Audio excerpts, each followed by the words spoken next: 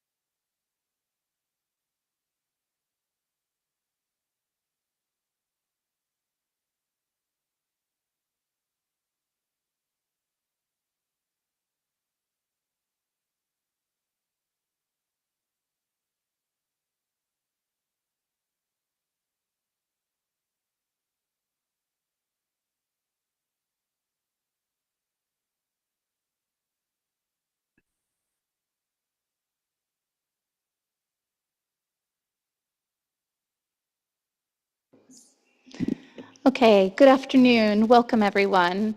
And welcome to everybody joining online as well to this event on young people's recommendations to enhance accountability to children across sectors. Now, in the room, as we are in a very large room and we are not a huge group, I am going to start and it will set a bit the tone for this session.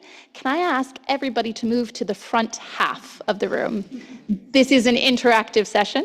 There will be group activities. We will talk to each other. We won't just talk at you. So we'd love to have you all come up and join us a little bit closer if you don't mind.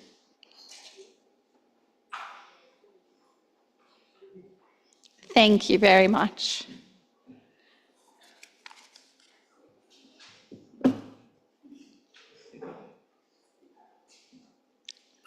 Oh, welcome, and thank you for your patience with us being a bit cheeky and trying to bring you all a bit closer to us. It's an accountability to children session. We're all about participation. There'll be some child-friendly methods later, so feel free to put yourself in the mindset of your children or any special children you have in your lives. So I will go ahead and get started.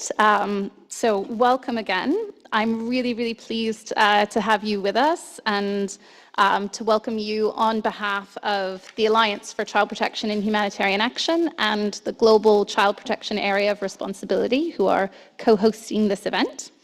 My name is Susanna Davis. I am the global co-lead of the Child Protection Minimum Standards Working Group at the Alliance for Child Protection and Humanitarian Action.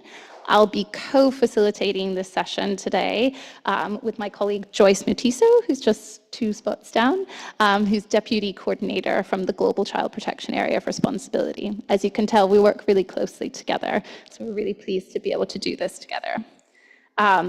We are also very pleased to have all of you in the room and online with us for the next 90 minutes to explore the role of diverse actors in ensuring humanitarian action is accountable to children. As those of you in the room have already gotten a taste, this will be an interactive session. So we will start in just a few moments by discussing some of the barriers, the challenges to supporting children's meaningful participation. We have a fabulous panel to my left of experts from different sectors and backgrounds who will share their experience in supporting accountability mechanisms in a diverse range of humanitarian contexts. And there will be group work where you will get the chance to interact with our panelists, ask them questions, and also practice some of the approaches they've used to facilitate children's participation in different humanitarian responses. We've got flip charts, we've got colored pencils, we've got all the things that you would expect child protection colleagues to have. So we hope that you're ready for it. We hope, and don't worry, online colleagues, there will be an activity for you as well that will be facilitated by my lovely colleagues from the Alliance. So we hope that you can bring a bit of that energy and a bit of that mindset of a child into the session. And finally, we're really privileged to have my colleague Bonaventure Sokpo from the Core Humanitarian Standard with us, and he'll give us some closing remarks to wrap us up for the day. So, why are we here? Accountability to affected populations is one of the key areas of common concern for HNPW this year. I was just at another really great AAP session from Ground Truth Solutions this morning. I think there are upwards of somewhere between 30 and 50 sessions around AAP and related themes this year. And we all sort of acknowledge when we talk together as humanitarians that if we aren't accountable to affected people, if we don't listen, if we don't reflect their voices, and if we don't work collaboratively together with communities in how we deliver humanitarian action, we can't achieve a response that is appropriate, that's actually meeting people's needs, that is effective, that is sustainable, quality, or safe. We all agree on that. It's not controversial to say so. But are we really delivering on that? I think based upon many of the other discussions I've joined this morning, many of you would also agree that we're not. And I think interestingly, for those of you who attended the opening session, the online one that was last week, you will have heard Undersecretary General Martin Griffiths giving us quite a distinct call to action for a step change in how we deliver humanitarian aid. And within that, he called on us to listen better and invest in communities. In a number of recent global and country level consultations with children in humanitarian settings, they are issuing a very similar call. And I'm going to share with you a few quotes from some of what the children in those sessions that covered, I think, about 15 different countries, I'll just have a short sampling, what they have said. They ask, will you pay attention to children's needs and voices? Many expressed frustration that they are not routinely consulted nor have the opportunity to influence the assistance they receive, despite being very aware that it is their right to participate under the UN Convention of the Rights of the Child. A refugee girl from Ukraine in Poland told us, adults often forget how it felt to be a child, the challenges they had to overcome in their everyday lives. That is why they have to learn more from children when planning actions that are designed to solve our problems. Another boy from Syria who was living in Iraq told us, We ask for safety, education, and the chance to be kids, even in challenging times. Children are 40% of those affected by conflict and displacement worldwide, and in many crises, children and young people are actually the majority of affected people. And we also know that the impacts and effects of crises on children are more long-lasting. As their brains are growing, their development is influenced disproportionately by adversity. If we're not listening well to the voices of, in some cases, half the population of affected people, particularly to the unique needs of children who are at a vulnerable state, but who also have agency, who also have preferences and ways that they want to interact, then can we really tell ourselves that we are meeting our obligations to be accountable to affected people? Most humanitarians from a range of different sectors and roles acknowledge that consulting with children is important, but express concerns and raise the many different barriers to doing so. And we'll give you the opportunity to share what some of your perspectives are on that as well. Some of the things we hear is that there are limited resources, limited capacity to facilitate consultations, or concerns over the potential risk, concerns over safety.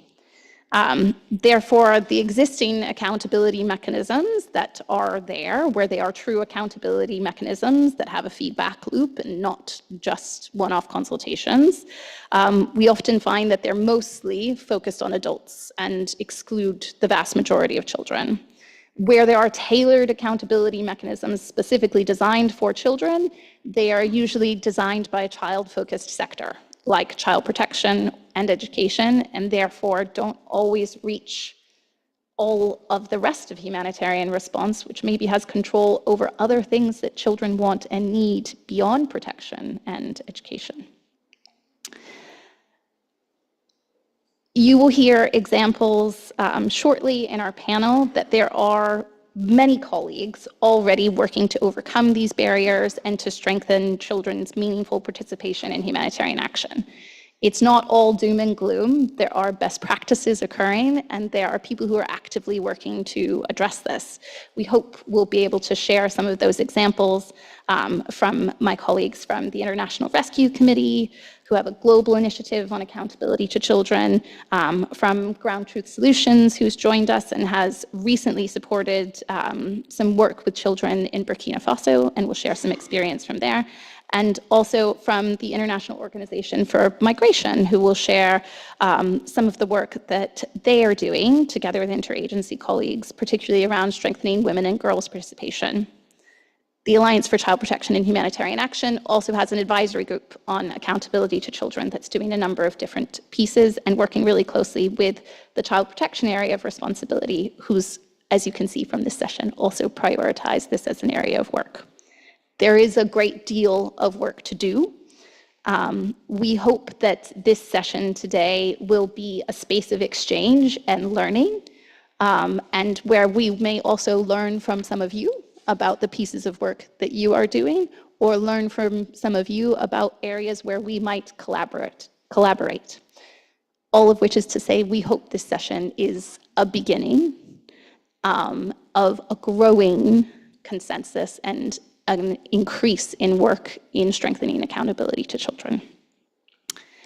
The aim of this session is very much to demystify accountability to children, if it is new or worrying to you, to clarify its critical place in effective quality humanitarian programming, and to encourage all of us to take action in our different agencies and roles to ensure children's voices are heard and reflected in humanitarian action. I will leave it at that. And I am now really pleased to hand over to Joyce, who's going to lead us through our next segment, where we also hope to hear from you. Thank you so much, Susanna. Good afternoon to those who are present here. Good morning, good evening, good afternoon to those who are online.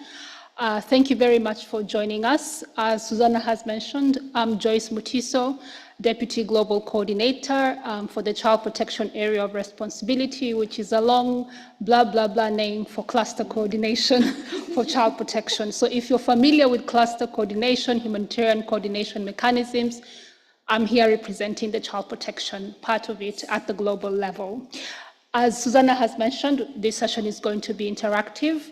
So we'll start off by hearing from you, those who are in the room and those who are online, on your perceptions of barriers to child participation and youth engagement. So one of the things that we hear often is we don't know how to engage with children, we don't have the skills, we don't have the know-how. But we want to dig a little bit in today into that. So we invite you to scan the link that's up on the screen. It's a Mentimeter link. I hope we are all connected to the HNPW Wi-Fi or some other form of connection. And we have a couple of questions that we would like you to share some feedback on.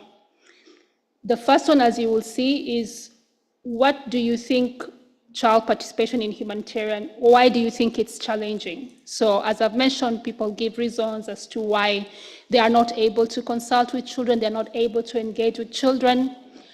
So we would like to look at a word cloud from those online as well as those in the room on why you may think this is the case. So we'll start with that first question.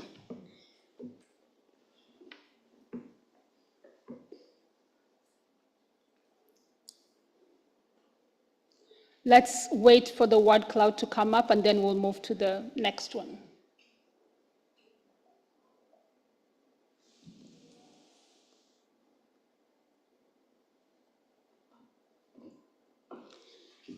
Okay, so I'll read out some of them.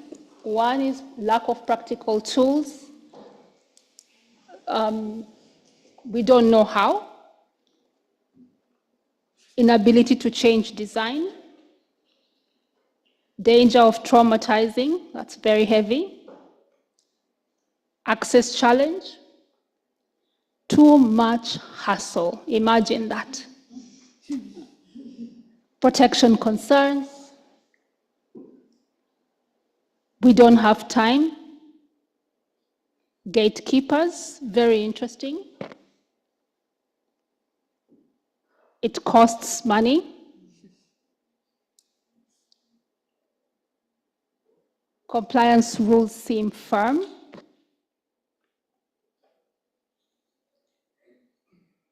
Lack of trained staff.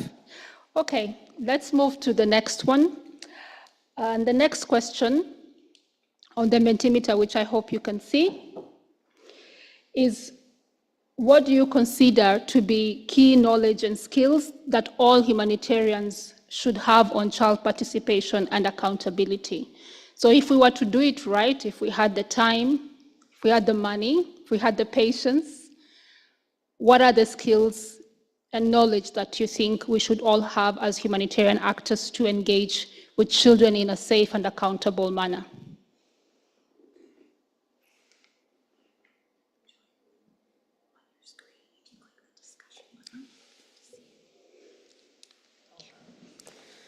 Just learned a bit more technology. It's right in front of me instead of me trying to get a nice break.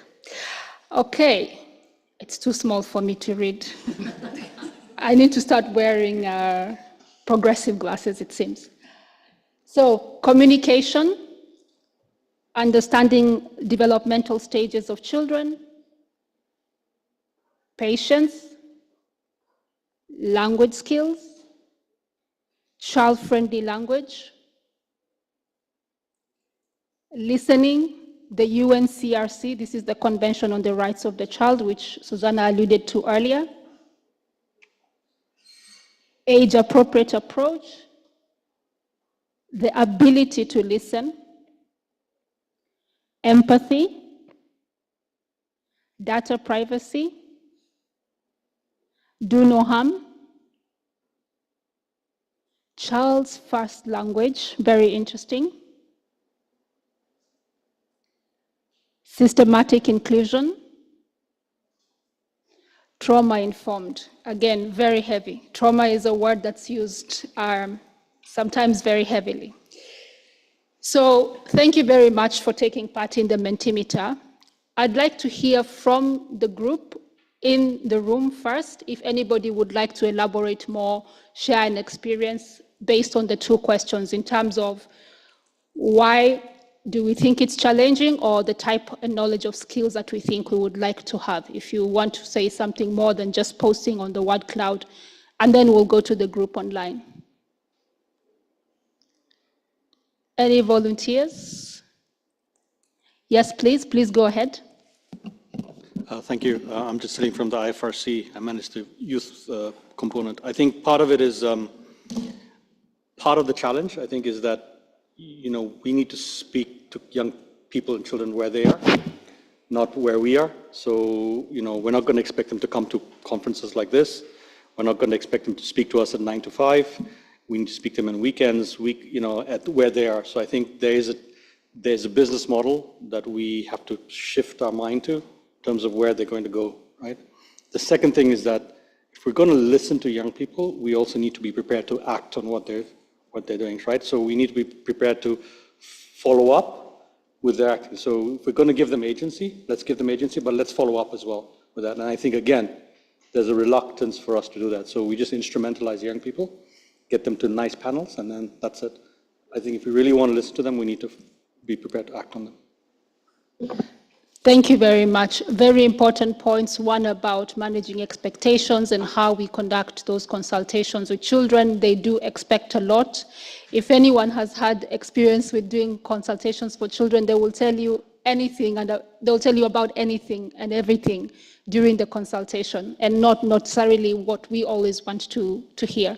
So that's a dilemma that we have to deal with and not run away from. Anybody else in the room before I go to the colleagues online? Yes, please. Hi, I'm Tia with JRNY Consulting, and we often do things like child-led evaluations or youth participatory action research, and the thing that we hear from our partners most is that they're really uncomfortable with not knowing what's going to happen. So when they say, well, what's the budget look like? We'll say, well, we don't know. We want to know what your primary stakeholders want to prioritize. So let's just wait and hear from them about how they'd like to allocate funds and where they think it should be spent most. And I think there's a lot of discomfort in saying, oh, I'm not going to know, I'm not going to have control over the process, when actually the process is about giving up control. So I think that's one of the things that we're seeing a lot when we try to advance these types of methodologies. Very well said. Anything that involves inclusion, participation does require giving up something, and there's a bit of a fear of the unknown around that. Last one in the room, please, and then we'll go to the colleagues online. Thank you. Yeah, thanks so much. I couldn't agree more with you. And I think what also comes to mind is that we often don't see children as the agents of change. So we come and do consultations, and then we go back and make sense of the data and then formulate recommendations. But often we don't take a step back and just let children and young people make sense of the data and speak on their own behalf. Thank you. That's Eva from Ground Truth Solutions. Sorry, I missed to introduce myself. Thanks. Thank you very much. Colleagues online, Camilla and colleagues, is there anyone who'd like to speak online, please?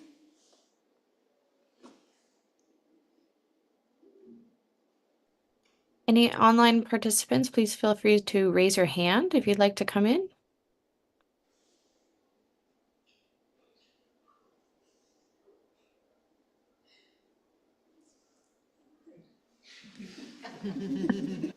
Or we can move on. It seems we have some shy people online, but hopefully we'll warm them up in the breakout rooms later.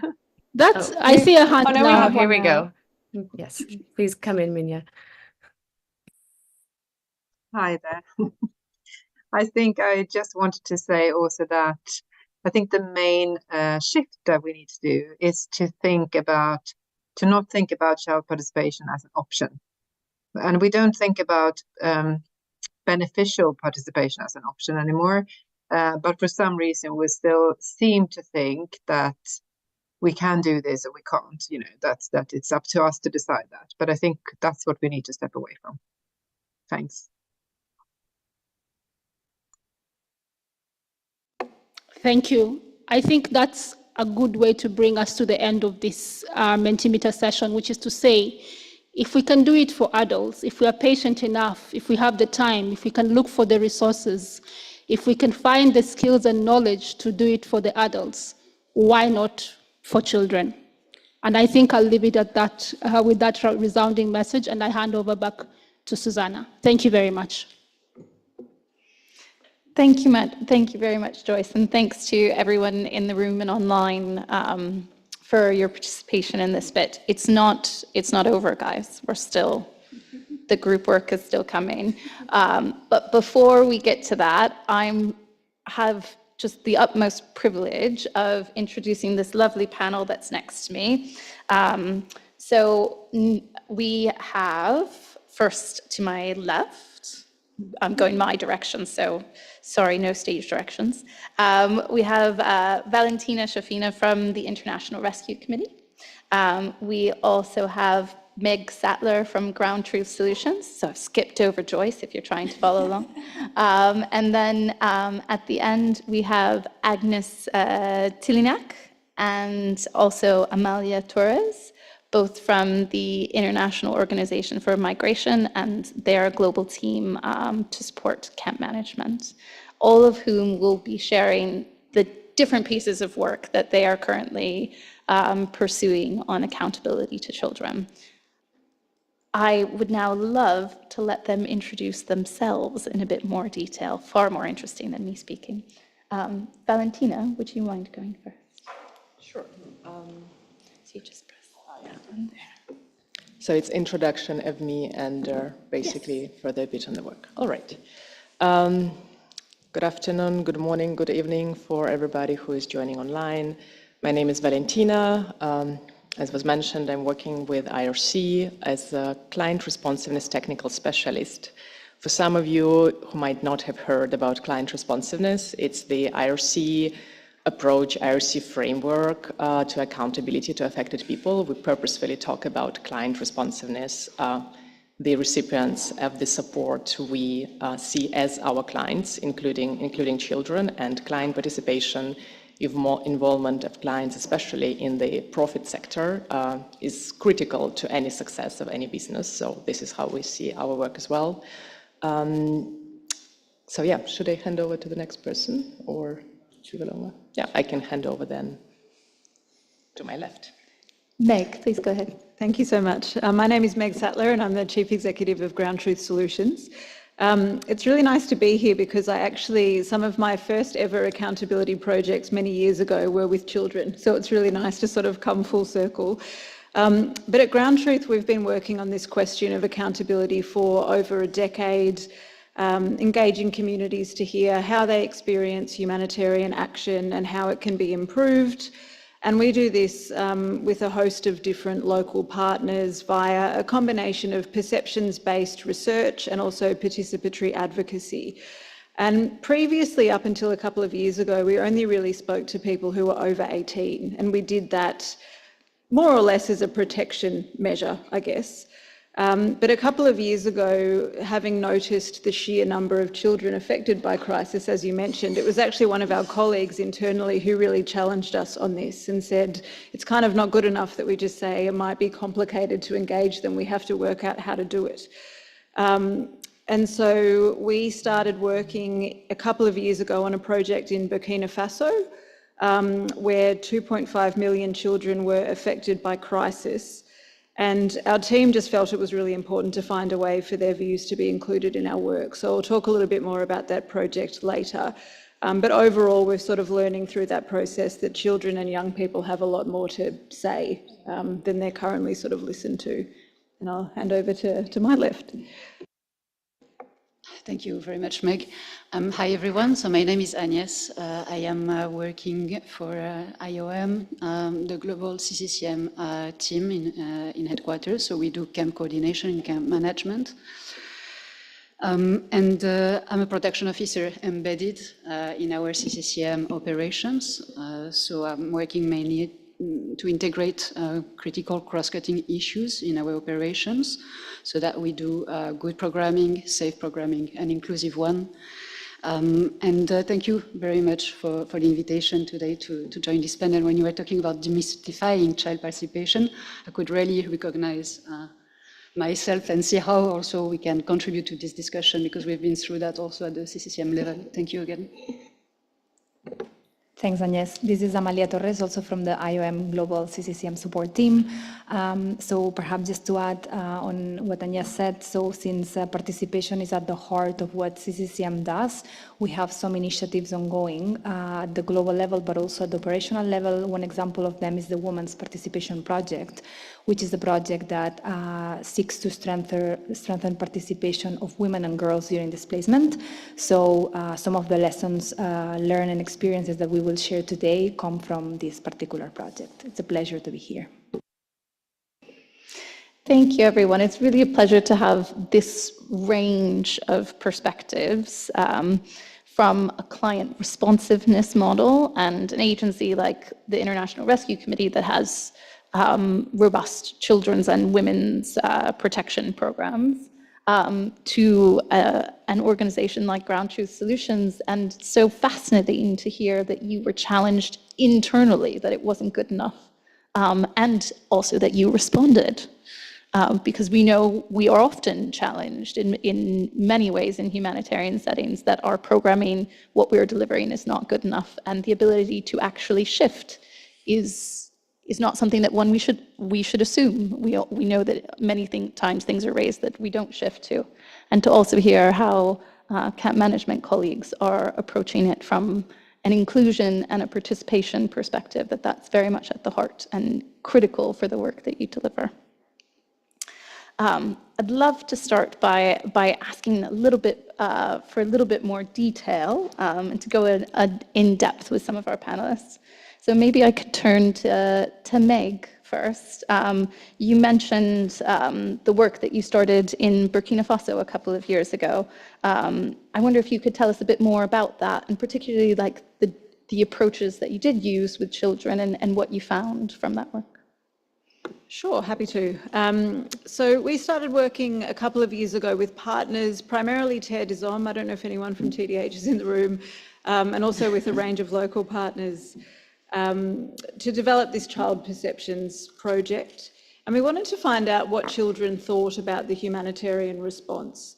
So we consulted over 200 boys and girls to try and learn what changes that children would like to see in their daily lives, and how humanitarians could support some of these changes. Also to help address their needs and their aspirations. As I mentioned, this was quite new territory for us, so we learned a lot. We used qualitative research methods to try to unearth children's priorities without imposing them. I would say we got that somewhat right, so we've learned a lot about how we might do it next time. But we used activities around play, movement, and images. We also used a collective social environment mapping technique, which my colleague Tim is going to demonstrate for many of you later in the interactive section. And in this methodology, the kids basically charted their surroundings, pointed out what was important to them and what things they thought they would like to change. And we used that as the basis to sort of build up the research. The first study from that came out last year, and it was a report called Burkina Faso's Youth Speak Up, if anyone wants to Google it. And it highlights just some of those changes that kids want to see. I think a few interesting things that came out of that. One was really that children aren't participating and they don't necessarily feel that they have a right to participate. So that sort of, in a way, makes the whole methodology a little bit tricky and means that you have to really look at, you know, how do we sort of get to a stage where young people feel like I actually have something to say on this topic and I'm going to be listened to. They also had quite concrete recommendations or asks where they, for example, needed bicycles to get to school. They were aware of some of their rights. So one child told us, I have a right to health, which I found quite interesting. But a really eye-opening thing for me was also some of the commentary on just how important it is to kids to be kids in emergencies. And one of the things that I really liked was there was a finding about how children felt it was so important for them to celebrate and how they would pool their resources to have parties together. And that's the sort of thing that explaining that to a donor would sometimes be complicated, but is so important to this protection question for children. And they also, as was mentioned earlier by someone in the room, this dilemma about they're going to talk about things that aren't necessarily relevant to the humanitarian system. They had many ideas and comments and things to say that went well beyond the remit of the study. And that I think just made it complicated, but it certainly taught us there's a lot that we needed to adapt in our methodology to sort of allow for that, but also to know what we could take from it. So reflecting on the first phase, I think it was a first phase. We were quite proud of it. It's been picked up quite a lot in Burkina Faso. I think we definitely could have gone a lot further in considering children as more holistic beings than aid recipients in some of the questions that we asked. So in that sense, when we had a first draft of the report, it was quite similar to some of our adult reports, which we were sort of surprised by. And I think that pointed to a bit of a limitation in our own methodology. So we've learned a lot from that. And we're looking now at the second phase involving many more sort of participatory methodologies, not just for the research, but for the advocacy that goes alongside it. One thing we didn't have in the first round was children actually co-writing the report, which we thought was something that would be really important to do in the future.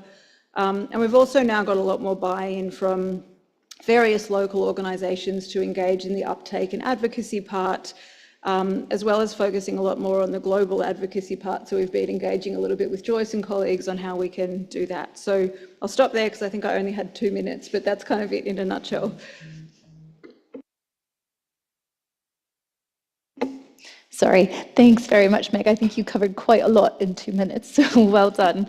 I think fascinating both to hear about their priorities from the very basic and practical, which you could probably convince most donors that it's a good idea for kids to have bicycles, to the more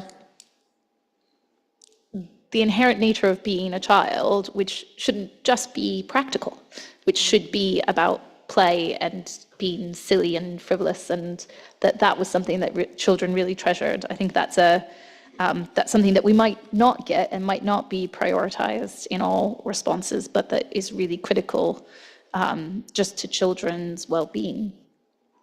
And I think also really interesting to hear some of the things that you are learning and how you're adjusting as you go on to children being co-creators potentially in a next phase, and also to looking at the uptake and advocacy.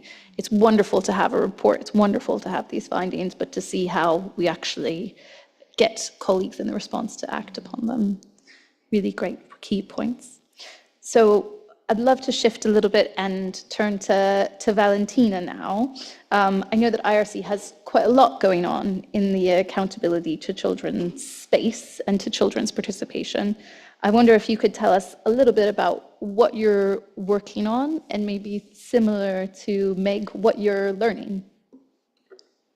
Yeah, thanks a lot. As I mentioned, and maybe just to start as how we like to put everything in different sectors and buckets. So we do have a team on client responsiveness, and we do have a team in child protection. So when we started, and both of our teams do recognize the gaps on child participation, but somehow until now, our collaboration was quite minimum. So I think what is critical, and I hope it would be really interesting to scan the group that we have in the room, that we have online, how many people we have who identify themselves maybe as practitioners, experts on accountability to affected people, community engagement, and how many people identify themselves as child protection experts, and how many of them feel comfortable to say, I feel comfortable working in both areas.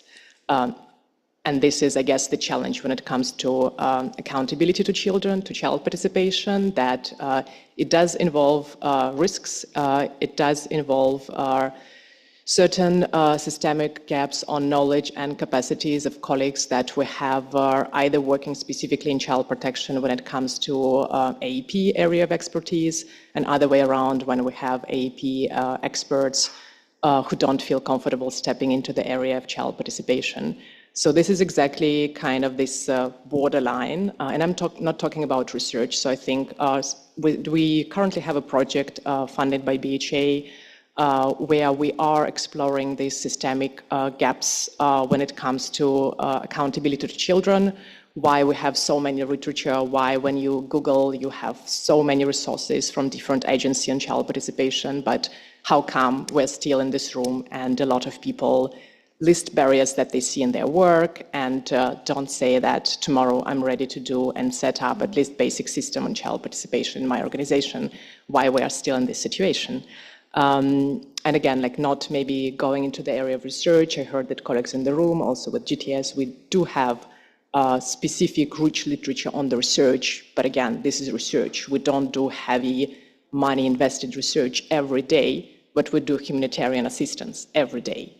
So how we can operationalize and systematically have accountability mechanisms for children from the perspective of using the methods that they prefer, collecting information that can be used for the decision making and actually following up on this. So while some of this is of course about methods on accountability to children, it's also the organizational structures that we have. It's not so much, it's not only about information that we collect from children, it's also from adults, how much information, consultation, engagement, methodologies we have and how much data we sit on, but how much do we use it for the information when we design the projects for the implementation. So there is like two sides of this coin, or basically two areas that we have either from the perspective of inclusion of children, but at the same time, within the organization, how we do informed decision-making, participatory design, even with adults as well. So currently, again, partnering with our amazing child protection colleagues at the technical units and also in country programs, we will work in Ethiopia and Burkina Faso. We did not agree on this with GTS before. It's just somehow both of us selected, were called in Burkina Faso to work on this topic. So this is currently our approach to look at this, not in the silos, together with our colleagues on child protection team, also with the advisory group set up by the Alliance. We will talk about it a bit later as well.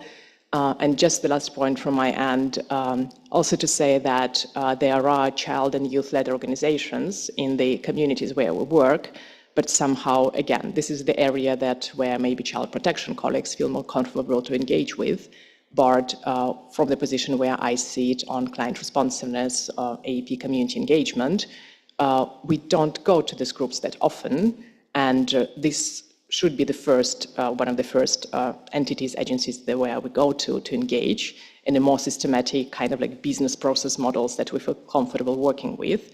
And this is definitely something to identify and do local partner mapping and identify where those entities are already in place instead of setting up something new.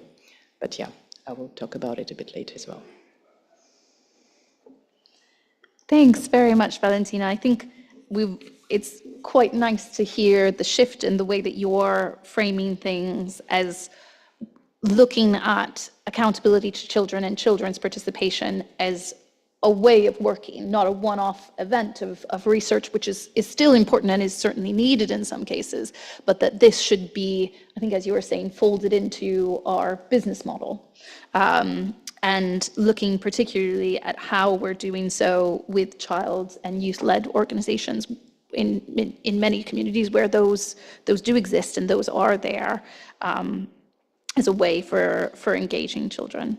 And I've really enjoyed also, and I think we'll get back to this in the discussion at some point, but I know that we had on our Mentimeter, one of the barriers that some colleagues lifted up was a lack of practical tools. And Valentina, coming from within this sphere, has just testified that there are huge, just an insane number of practical tools. And we will share a website where you can find some of them if you're unaware. But the lack of awareness of them, or the lack of willingness to pick them up and actually put them to use, is also something that we have to somehow get over that hump. really great points for us to reflect on. So I think as a last specific question for one of our panelists, certainly not least, is maybe I could ask Amalia. You mentioned in your introduction some of the work that IOM and camp management colleagues have been doing, particularly on women and girls' participation. I wonder if you'd like to tell us a bit more about that, and also I think you touched on it a bit in your introduction, but if you'd like to expand on why for camp management as a sector, accountability to children, it's very clear that it's coming across as a key priority for you. Why is that the case? I will let Agnès respond to this one. Thank you, both. So, yeah, let me start maybe with a disclaimer. As we said, we are not child protection specialists. We do camp management. That's great. That's why we want you here.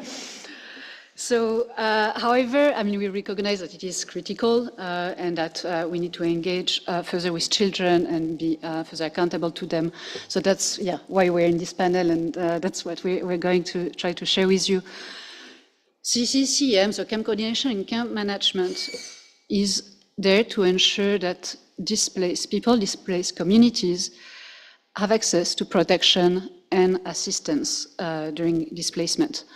And as you mentioned, Susanna, children represent more or less 40% of the displaced population worldwide.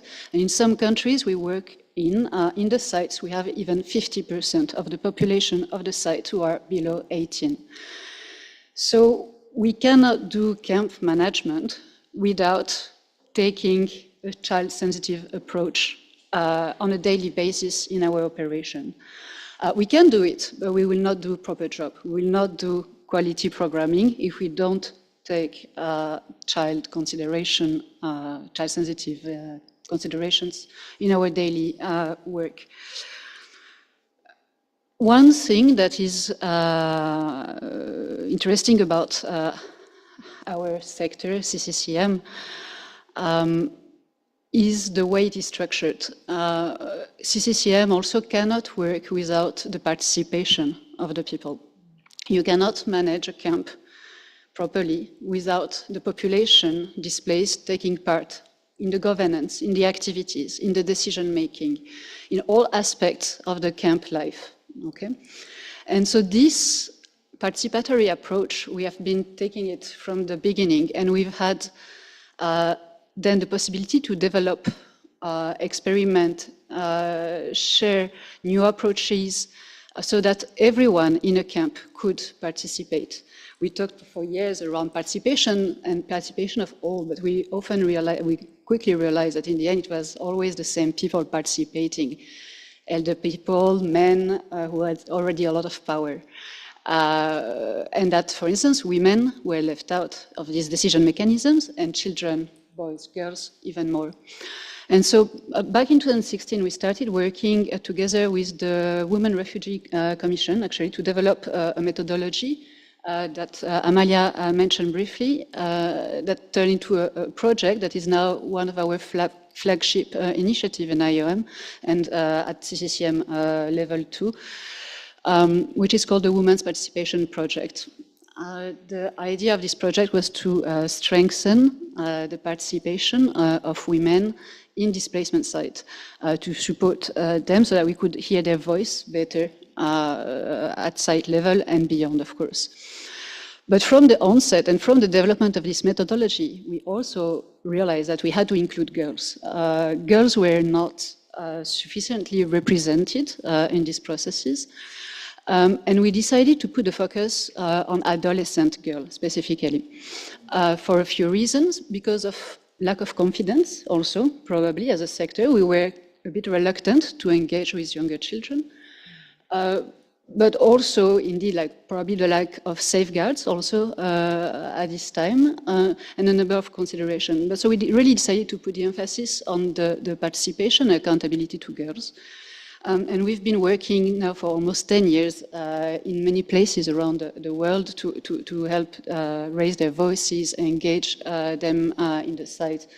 and ensure that our responses are more accountable to them, to their needs, and respect their rights too. So these were a few points. There are many other ways. We could keep on discussing for hours, even as a non-specialist, of course, and there are so many things. We can talk about safety audits that we're doing with children inside to how to ensure that these audits, this methodology are adapted also to them, and how we can do better programming on our side. These were just ideas. I know, only 2 minutes, sorry, over. Thank you very much, Agnes. I think it is particularly nice in a panel discussion like this and on this topic to hear from non-specialists, people who don't have a master's degree in children's protection or development, on how they are adopting this and how they are adapting like other ways of consultations, and as a way of working, noting that like for the model of camp management, it's not possible to do so, to achieve it without participation. So thank you very much. I know we are slightly over time for our panel, and we want to safeguard the time for our group work, but I am going to perhaps invite our panelists to very briefly, and if I can, give you the challenge of doing so in sort of a minute or less for one key takeaway, that if everyone were to leave the room right now, one key takeaway that you would want them to have, a lesson learned that you have from your work on accountability to children, something that children themselves have told you to pass on. But I'll invite each of our panelists to come in just for 1 minute or less. So maybe I can turn to Amalia and Agnes at the end first. Thank you. I'll try to be very brief. So I don't have like a quote from children, but rather a short, very short anecdote that came in one of our CCCM annual retreats a couple of years ago. It was a specialized on child protection NGO that was working in a displacement site that actually had collected data on children's needs and preferences, displaced children's needs and preferences. But so they had all the data, but then they didn't find the space in the camp governance structure where this data could be brought at the table. So therefore the needs and ideas of children could be brought into the camp management. No? So sometimes it's not only about having the information, but it's also trying to see in which space in camp management this information can actually inform the way we do what we do. So in terms of key lesson learned or takeaways for our sector, I think sometimes we tend to be a bit reluctant, as Agnes already started explaining, to engage with, especially with younger children. I think there's primarily because of this fear or this potential of harming. But we need to remember as a sector that this fear or this reluctancy doesn't take out our responsibility as a sector to engage with displaced children and adolescents, because they are part of the displaced community, right? So we need to see how we can further adapt our way of engaging with these groups so they can meaningfully be part of the camp management, and also that our own camp management practices are more accountable. Over. Thank you very much, Amalia, and I really appreciate the push that it does mean that we have to engage children of different ages and children in all their diversity. Just consulting with one small subgroup is not going to give you the breadth and complexity of children's needs. I think that's a great push for us. Meg, can I challenge you for your 1 minute or less?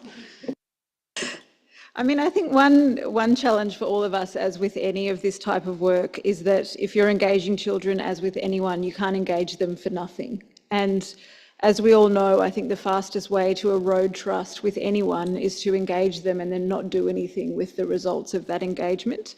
And the reason I wanted to say that is that we're in a really challenging funding environment at the moment. And so that's really tricky because, as we've just heard, you know, doing this properly requires money and time and things that we don't often have. I think that might require creative solutions like the one that Valentina suggested. You know, how do you sort of incorporate this as much as possible in ongoing work? We're working currently on a sort of light touch approach, hoping that elements of it can be picked up by various practitioners. But I think conversely to that, as an advocacy point, not listening to children in this age of prioritisation, given the sheer number of children who are affected by crisis, is not ethical. So I think discussions like this, where those of us who are working on these issues can coordinate, help Joyce do her tough advocacy asks with donors at the global level, is really important. And there was a quote that came from our Burkina Faso research where a girl said, "We can't give our opinion because we are small. If we were adults, it would be better." And I think it's important for us all to just keep that in mind. Thanks. Thanks very much, Meg. I turn now to Valentina for this challenge. Thanks a lot. Just before having this kind of like key message, I just want to refer back what Agnes shared regarding their work and really highlight that it's extremely important and call out the work that our team from Women Protection Empowerment colleagues are also working to add another layer of diversity on inclusion of adults and girls with intellectual disabilities in partnership with Inclusion International. Just to, not to make the world even more complex, but just to realize that there are different approaches or inclusion lenses that exist in the camp settings or any areas where we work, and it is critical to recognize them and not shy away from these complexities, but actually just go ahead and figure out how to do it. So I'm quite sure my colleagues will be sharing more about their work and also demystify this area of work as well. I love what they're sharing, and I think it's in general about adolescent girls, but specifically their recognition, as we are saying, that if we were children, that would have been better, we would then be better positioned to influence decision-making as an adult. Especially when it comes to youth and adolescents, somehow they are taking responsibilities when it comes in the household, taking care of their young siblings, taking care of their older parents, but somehow as an adolescent, they're not recognized as decision makers, even though they contribute significantly in the well-being of the community and the well-being of their family and households. So it cannot be true that they cannot be involved in the decision making. Mostly it's because we set the age of 18 years old, which is also very, let me put it, European-centric and not representative of the how other communities, especially where we work, are set up and functioning. So it's very unfair just to put this age limit, mostly from the protection areas as well, which is very important. But again, we need to find the ways to address those difficulties without causing harm. Yeah, this one area to share, and the key message is in this room, I would say, being a change manager in your organization, or basically being more vocal with your senior leadership, with the decision makers, that there is an area that is just not uncovered or present in your organization, and start, at least from your roles, to go and discuss these topics, because it will not come across themselves, because again, power sharing, localization is a difficult thing to do, to drop some buzzword in this panel as well. But this is something that all of us need to start work on. Thank you. Thanks very much, Valentina. I think you've given us two important calls, both on embracing and adapting to complexity. We have that capability as humanitarian workers. We all deal with donors and meet insane requirements. We can adapt and embrace complexity, and to be able to do that also when it comes to children's participation, and how we do that within each of our roles, and to be an advocate within our own organizations.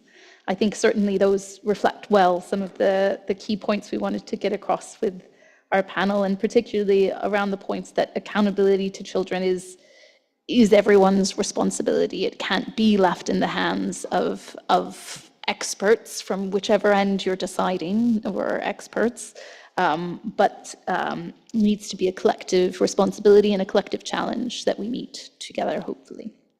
So with that, I'm really happy to hand over to Joyce to introduce us to our group activity, and I hope you'll still have some energy and also the opportunity to engage the panelists directly in just a moment. Thank you, Susanna. Thank you, panelists, and thank you, participants. I hope you found the contributions from our panelists very interesting, that you're learning from them. I have the pleasure to introduce some group work that we're going to have. Trying to see if there's a slide behind me. No slide. So we are going to go into 4 groups, 3 in the room and 1 online.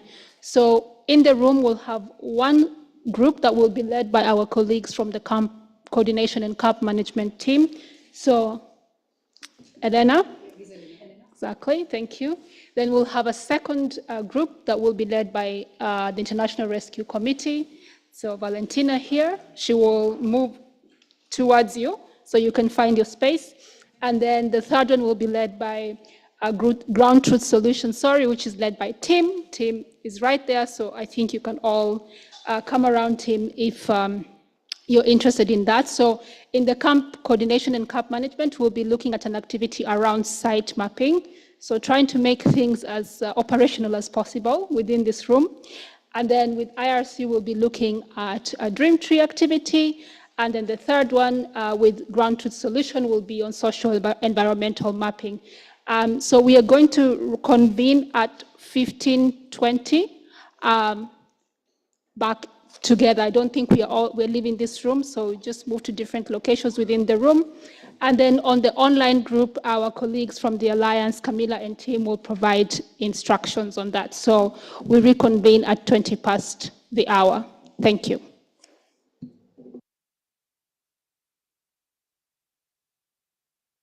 Okay, so I think hopefully you can hear me online, although I can also see I'm visible in the room, so hopefully they can sort that out.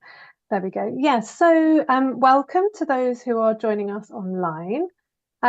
We will spend a bit of time now demonstrating for you and taking you through an activity or two that you can use with children.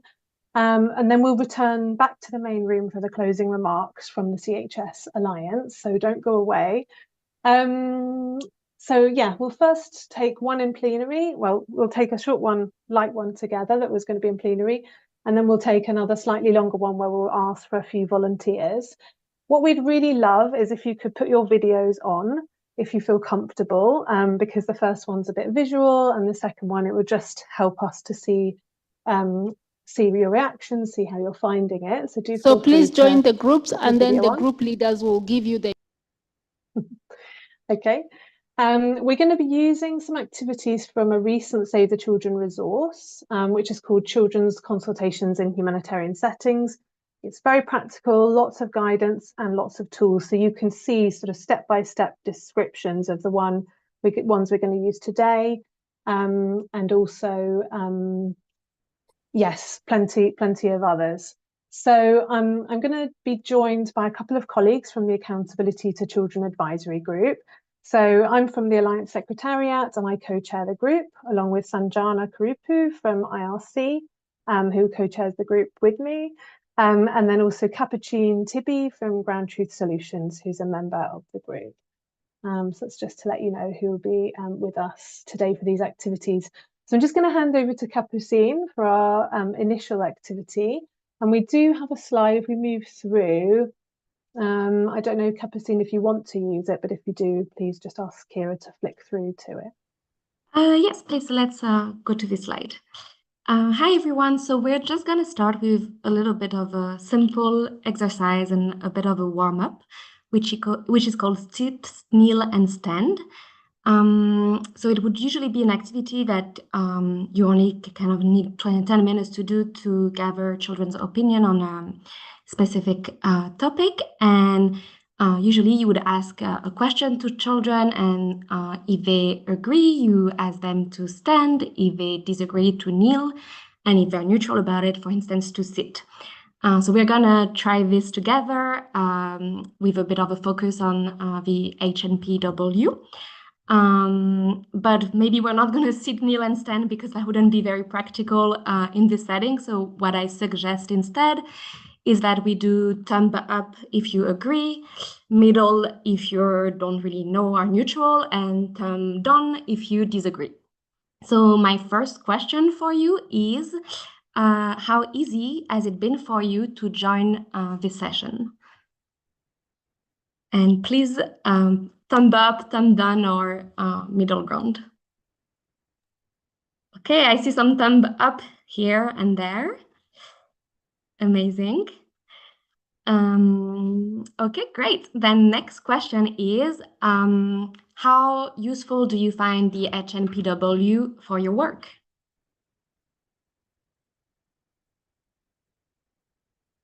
I see some middle ground, but also a lot of thumb up, which is great. Amazing. And finally, last question, because I think you kind of got the idea of this little warm-up and exercise, is how good is HNPW for networking?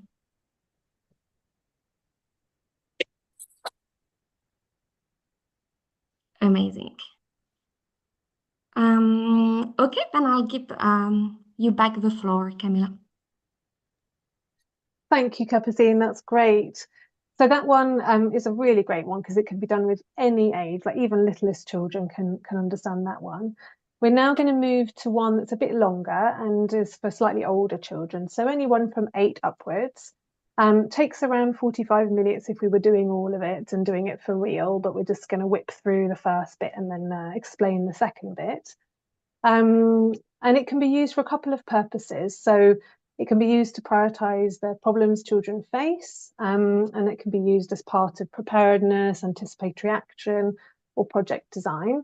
And it can also be used to gather data on children's preferences and priorities more widely. And it's quite low resource as well. I mean, Susanna mentioned the things they have in the room. We're doing an online version, so obviously if you're facilitating something online with children as well, it's quite simple. And again, I've put the source there, which should be in the chat box for the actual tool it's from if you want to read more. So we were looking for about 5 volunteers to take part. So if I could have 5 volunteers to pop their hands up perhaps, and then we can take you through the activity just to make it manageable with such a big group. And then we'll screen share a Jamboard now so you can see what we're going to do with the dot voting. And we're going to stick with the topic of Humanitarian Networks and Partnerships Week and joining this session. So completely neutral topic. You don't need to have any experience at all with child participation, child protection, anything like that.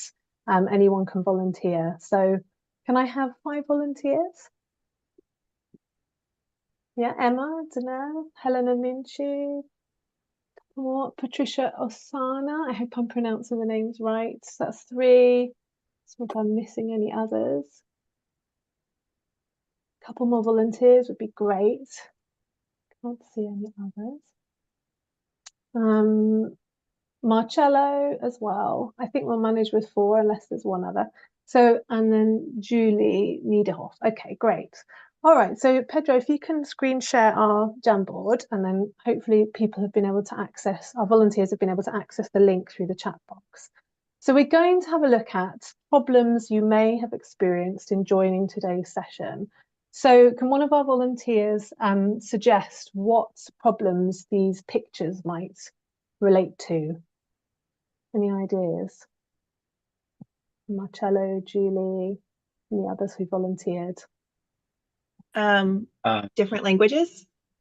Yeah, yep. So you might have struggled with it all being in English, perhaps. Who else came off mute? Was that Marcello? Yeah, I was going for this. I'll come to you next. Come in, Marcello. Yeah, so identify the priority in needs and other area, prioritization. Yeah, so could you make time for this session and the whole 90 minutes, perhaps? Patricia? Yes, and because of course the one that Marcelo mentioned is linked to having 6 sessions at the same time in the HNPW, so you need to prioritize also among those. And the last one, if you are like free of family task or responsibilities at that time. Yes, it's a public holiday here in the UK. I don't know if we have any others. Yeah, and then I think I heard someone also say connection. We've got someone here who's experiencing real floods in Kenya at the moment, one of our co-chairs. So yeah. Okay, so what we would do is we'd add into those sticky notes, and I'll ask Pedro if he's able to do that, to just pop those different names underneath. So you'd invite the children to do that. And then, do we have any other problems that people might have experienced today? Maybe one of the volunteers can suggest if there's any other problems people might have experienced with joining the session today.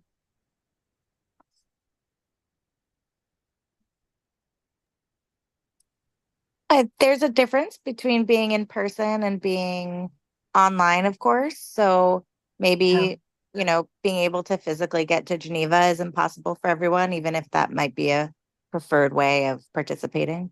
Yeah, wouldn't it be great to be there in the room for sure? We'd be packing out that room. But yeah, it is then a bit tricky, isn't it, sometimes to always hear everything and see. I don't know about you guys. I was like, is that on the panel? So yeah, there's also a problem there. Okay, so we'd have noted all of the points in the sticky notes, so just to get the children engaged and in doing something, if you know, the literate children anyway. So now I'm going to invite each of my volunteer children to move one of the stars, just one at this stage each, onto what they think is the biggest problem out of the 5 that we've identified.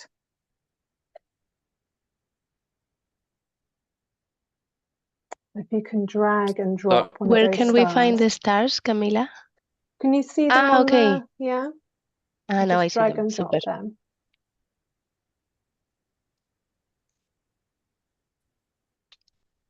Oh, sorry. Yeah, so we've got 1 vote so far for prioritization, competing priorities.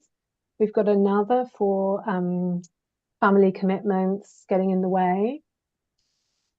So three people have identified the competing priorities, whether it's lots of emails or having 6 amazing HMPW sessions at once. Thank you for choosing ours. And I think there's just 1 more person left to vote.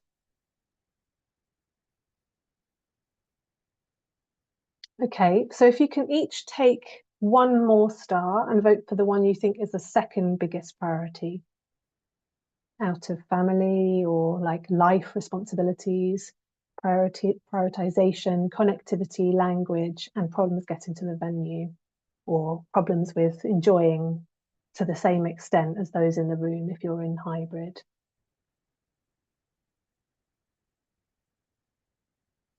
Okay, so we've got 9 stars. So I'm going to invite you all to now vote for your third choice. So you should each vote for 3, but you can put 2 stars on 1 if you think that you'd like to spend 2 of your votes on 1 to boost it up higher.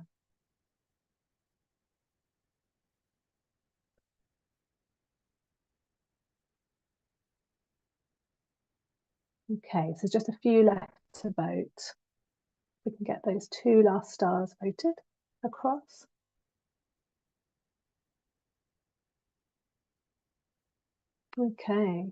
Okay, so it looks like as a group we've chosen prioritization and competing priorities as our top problem for this HMPW session.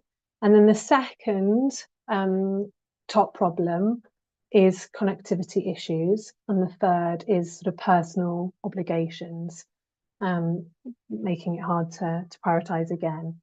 So those are our top 3 problems. And we're going to talk a little bit more about those in a minute. Are there any others that are missing? Any others that you didn't think about before that are missing? Just give a minute in case there are.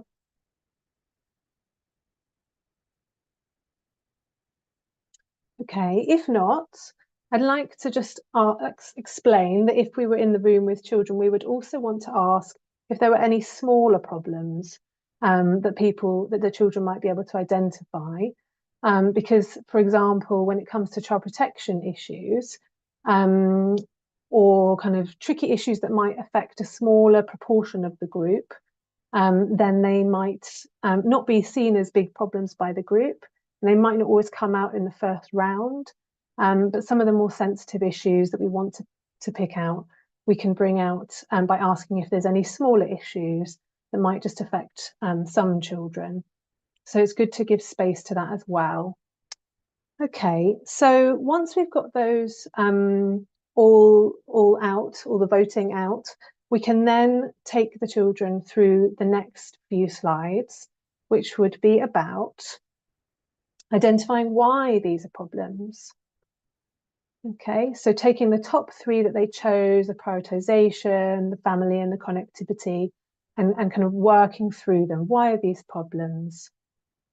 And then the next slide, when we've done that, we'd be looking at what are the solutions? How can they be solved? And then finally looking at who has the power to make change in relation to these problems. Okay, so I hope that was useful. We'd like to just ask you, anyone now in the room, not just the 5 volunteers, to reflect a bit on that activity. It was difficult for us to choose this activity. There was another one called the H assessment that we really loved. We thought was very relevant to a lot of the work people are doing on accountability to affected populations, and therefore that they could use for accountability to children work. But in relation to that dot voting one, I would love to hear some reflections from the group about, you know, any concerns you have about it, any kind of positives, negatives you think about that in relation to some of the discussions we had earlier in the session. We've got about 4 minutes before we go back to the main room. Minya, please come in. Just a quick reflection. I don't know if that really connects to what you wanted to get out of this, but one thing I was thinking of when I saw the picture is, you know, how important also representation is. And for instance, you know, that you have a picture that goes from the left to right, whereas in Arabic countries you go from right to left, or that picture of the family, which is a very nuclear, you know, kind of family setting and might not be representative to everyone who sees it. So it's a lot to think about also, even when we have pictures. Yeah, it's so funny you said that, because Googling from the UK, it was so hard to not find a white family or a typically, you know, I tried to find a more blended family in terms of race, and that's why I ended up going for the family who you just saw the shadow and the backs of them in shadow. But as you say, even then it's a clearly sort of Western sized nuclear family for sure. Yeah, definitely, really good point.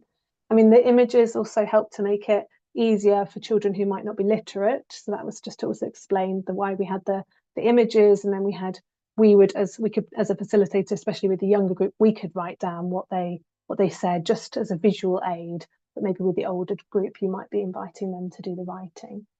Helena, please come in. Thanks. I noted that we didn't note living with disabilities and how, you know, we said language, but maybe that could also be translated to not being able to hear, or a visual impairment that makes this a difficult activity to participate in. And so you might not have people who feel comfortable or confident talking about disabilities. And then I also wondered, just as a facilitator, how you kind of push for more challenging concerns, because obviously this is a very quick version of this, but we didn't do those other concerns, and you wonder if someone might feel confident bringing up something that is sensitive to them. So like, what's the length of time? What are the questions that are asked? Thanks. Yeah, and you can also set that up. And so in the accompanying tools to the Save the Children resource that we've shared, there is you know, risk assessment and accompanying tools that help you to also, if a child did disclose abuse, you would then have a referral person, you know, available on the day so that they could seek support from that person. And you could also ask, you know, tell them at the beginning, we would happily hear from you if you are experiencing any of these issues like abuse at home or in the community. So you don't need to share them in the group. So you could still identify challenging issues, you know, like people being hit in the food distribution line, for example. Hopefully that's not happening. But they could also be told that they don't need to share those things in the plenary, perhaps, you know, even discourage it, and tell them how to report those things instead. So it sort of depends, but if it depends how you want to set it up and what kind of conversation you're having and who's facilitating it. But that guide does cover off all of that. Minya, I'll come to you, and then if we could also hear in the chat box from someone who'd like to volunteer to report back, whether one of the people who were going to facilitate Sanjana, Kapazine, or from the volunteers who participated. Minnie, please come in.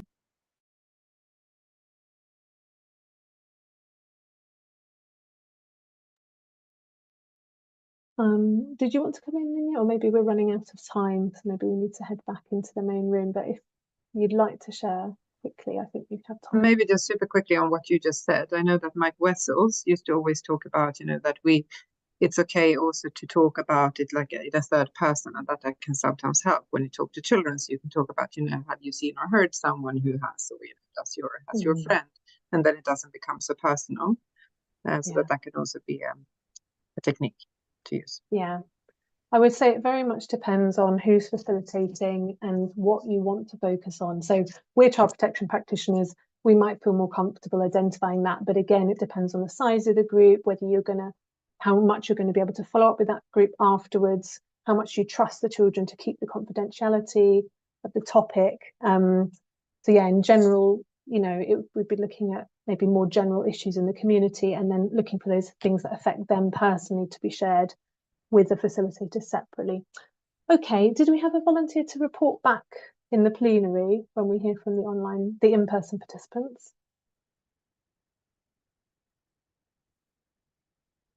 Might have to put Minya on the spot, otherwise. Okay. I don't see the group back, but I see Joyce at her seat, so maybe we can just hear from the group if we've got any more time. I think we're coming back right now. Okay. Yeah, okay, I'm going to great. unmute them. Thanks, everyone.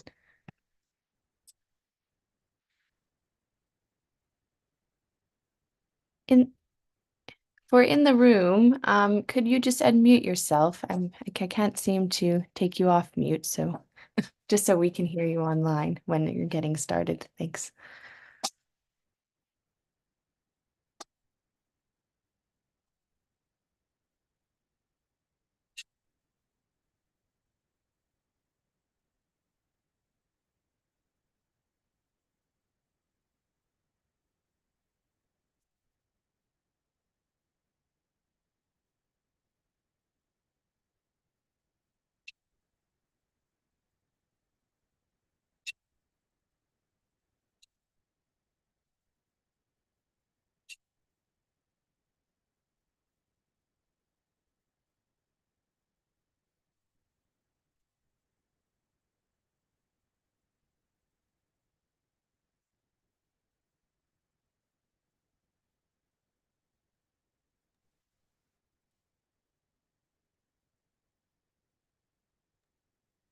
Hello, I don't know if you can hear us in the room. Yeah, we can't. Sorry, we can't hear in the room. If you could just unmute yourselves from the room Zoom. Sorry, we had to mute you so we could discuss amongst ourselves and not hear the feedback from the room. Apologies.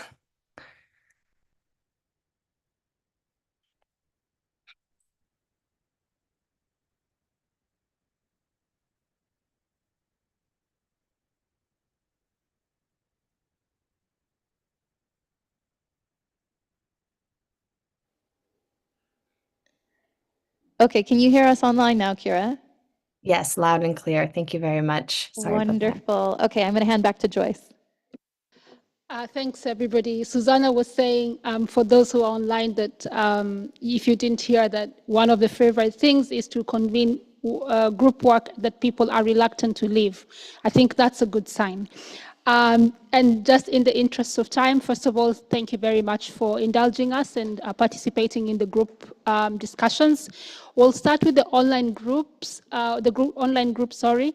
If we can have one volunteer, maybe to just share your take, your feedback, or something that you've learned from the group work. It's not a summary of the discussion, it's rather your personal perspective or lesson that you have picked from the group work. Anybody online who would like to speak? Please raise your hand and Camilla will let me know.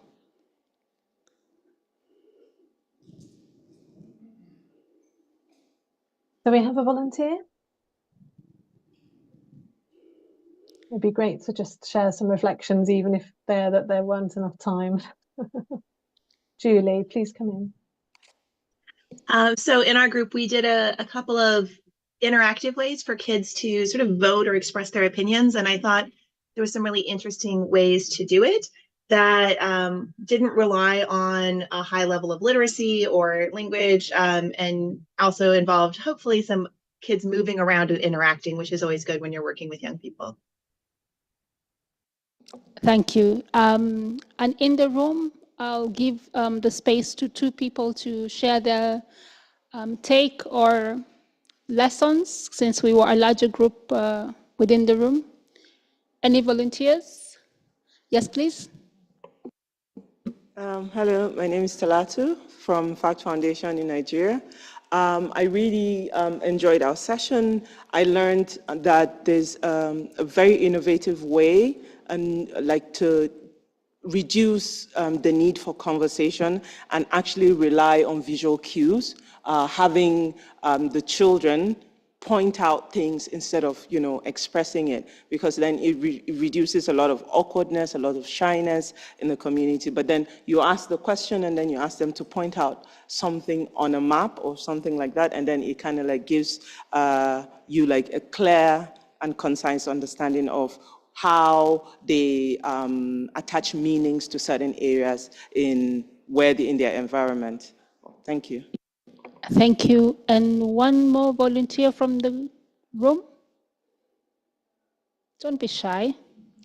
You weren't shy during the group work. Anyone? Yes, please.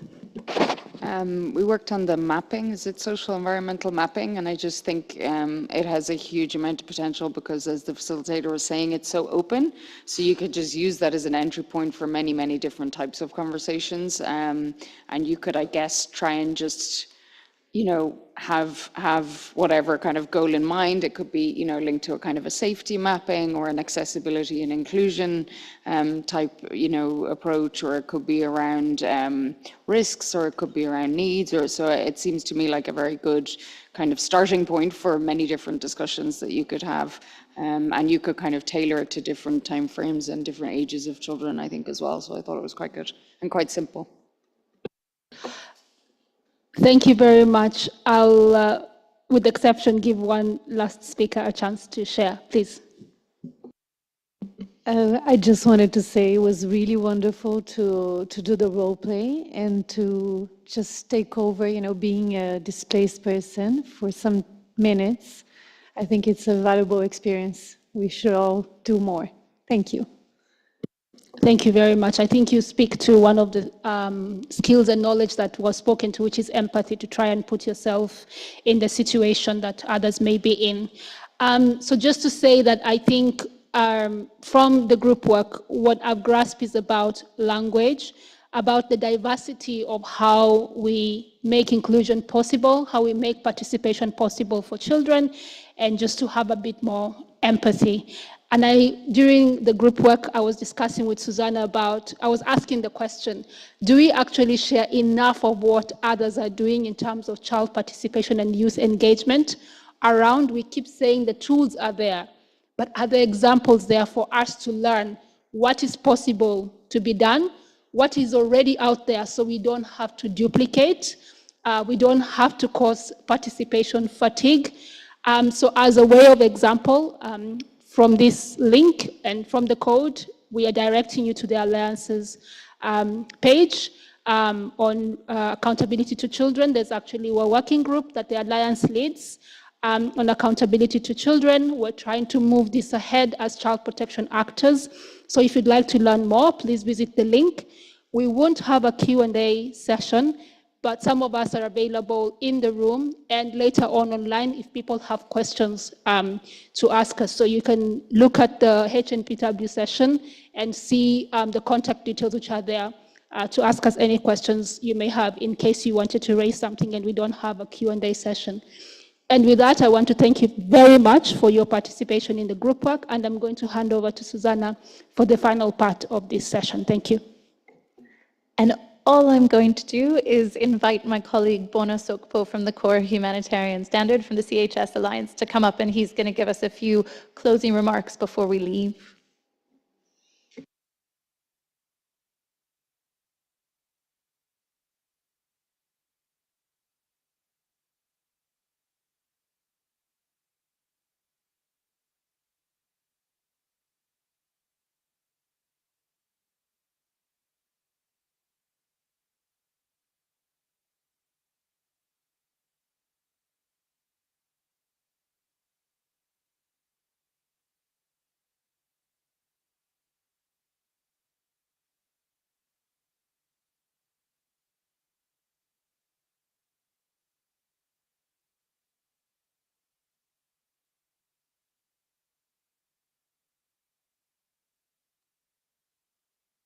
Sorry to interrupt again, but we can't hear Bonner on the online segment.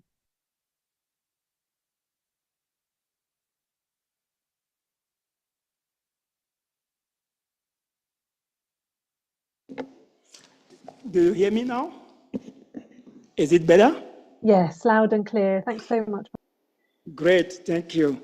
So I was saying that we were put in the shoes of young girls. That was very good.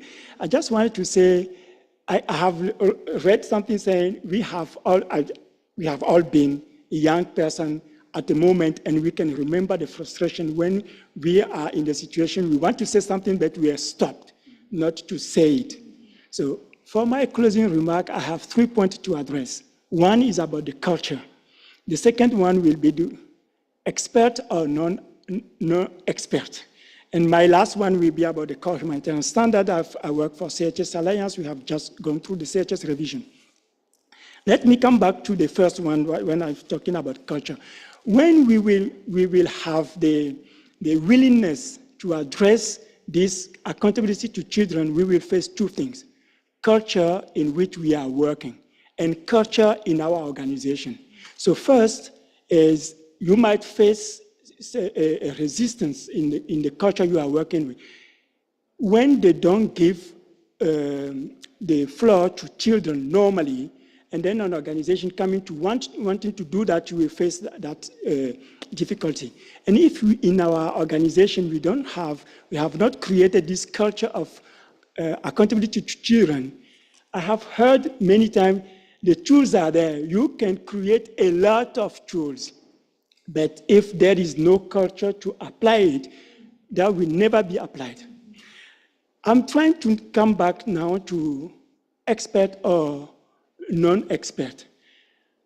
I want to put that into a context. I was doing a review. We were a review team in North Uganda, where children, the proportion of children in that area was more than 50%, close to 60%.